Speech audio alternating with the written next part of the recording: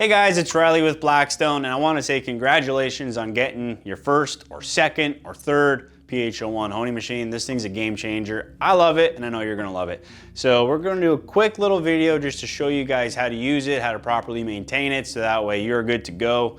It is easy to use. There's not really a whole lot going on, so let's get started. One of the things I love about the unit is there's no power requirements. You can place it wherever you need. Put it on the table, you can move it out of the way easy, super easy. Now, one of the only things you're gonna have to do when you get the machine, obviously unbox it, put it where it needs to be, and then you gotta thread the handle in. So on the bottom plate here, we got threaded holes on either side, so if you have a preference. So I'm right-handed, so I like it on the right side, so we just thread it in. And then just like that, your machine is good to go. Now, a couple other little things here. So on the bottom side, you'll see we got some rubber feet. This allows it to grip any surface. That's how we use it. That's how I recommend, just in case you do want to move it out of the way. It is easy. That being said, super easy to take these feet off, and then we can reuse those same holes to bolt it down to the table if that's what you guys prefer. Again, it's totally up to you guys. The biggest thing when using the machine is this cam handle on the side of the machine. For me, it's on the right. We want to make sure it's in the front or back position when engaging the stones on the steel. The center position just opens up the springs a bit, so that way it's easier to change out the stone.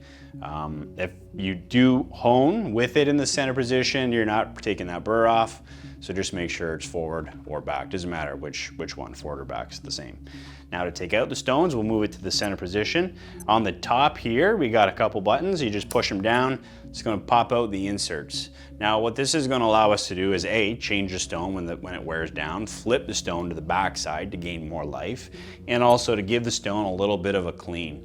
If you're sharpening, whether that's on manual or even your automated machine, if you are choosing to use some sort of skating oil, as it would gum up a normal hand-honed stone, it's gonna do the same on these stones.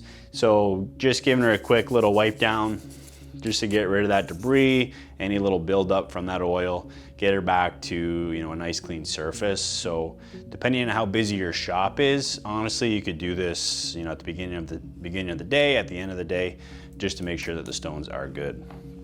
Now to change out the stones, you need a 5/64. We'll notice on the side here, got a little fastener. We just gotta crack that guy loose. It's not gonna be crazy tight, so super easy to pop out.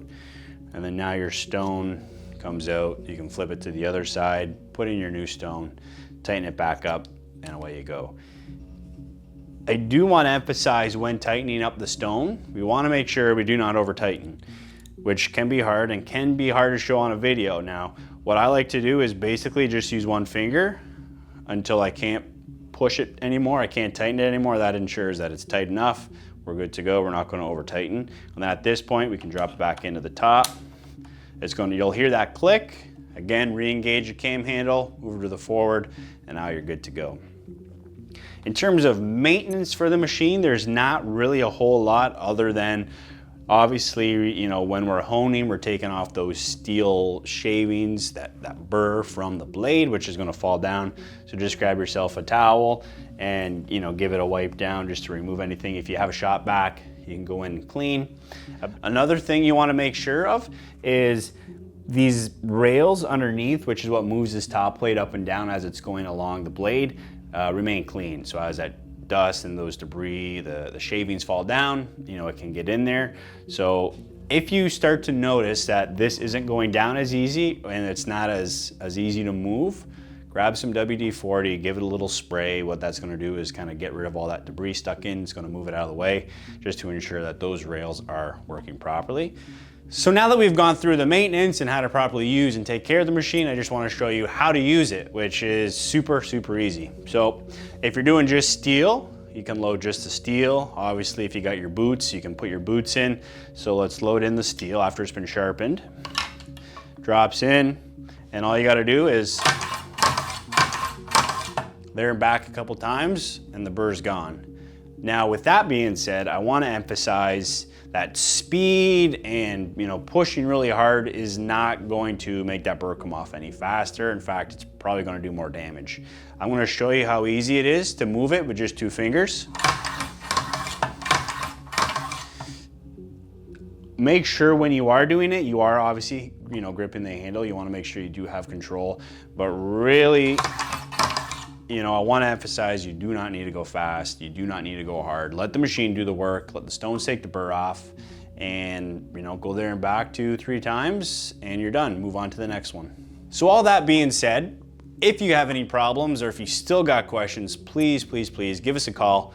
We want to make sure that you guys are successful, and if you guys are successful, then we're doing our job. And you know, this unit is easy to use. It doesn't require power. You can put it wherever you want. The maintenance is very little, but the maintenance that is required is important.